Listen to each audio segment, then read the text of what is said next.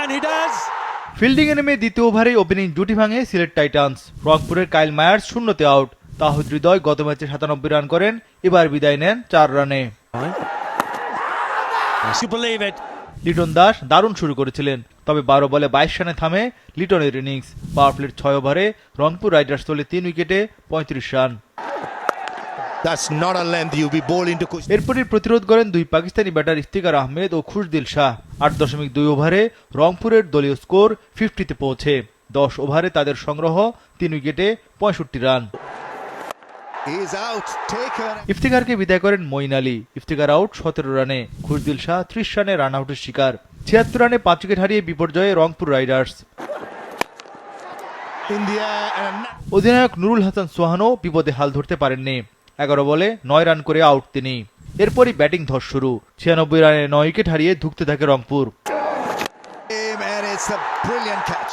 মাহমুদুল্লাহর চেষ্টায় 100 রান পেরোয় রংপুর। মাহমুদুল্লাহ 23 বলে 29 রান করেন। 19.1 ওভারে 114 রানে অল আউট হয় Rangpur Riders.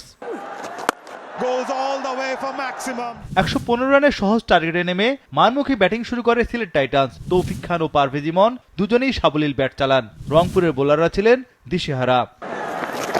Tushar is not gonna miss that. Parvez ইমনের চেয়ে আগ্রাসী ছিলেন তৌফিক খান তুষার। পাওয়ার প্লেতে দ্রুত গতিতে রান তোলে সিলেট টাইটান্স। 6 ওভার শেষে তাদের সংগ্রহ বিনা উইকেটে 53 run. Yeah, and straight away. তৌফিক খান তুষার 22 বলে 33 রান আউট। 10 ওভার শেষে সিলেটের সংগ্রহ 1 উইকেটে 70 রান। বাকি 60 বলে দরকার আরো 45 রান, হাতে 9 wicket. Has gone up.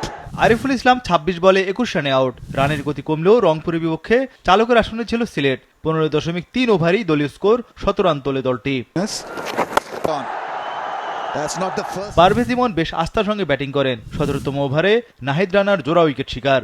Afif Hossain 15 বলে 12 রানে out. Ethan Brooks golden duck.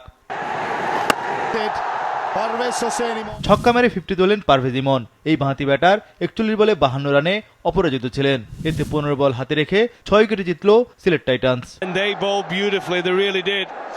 And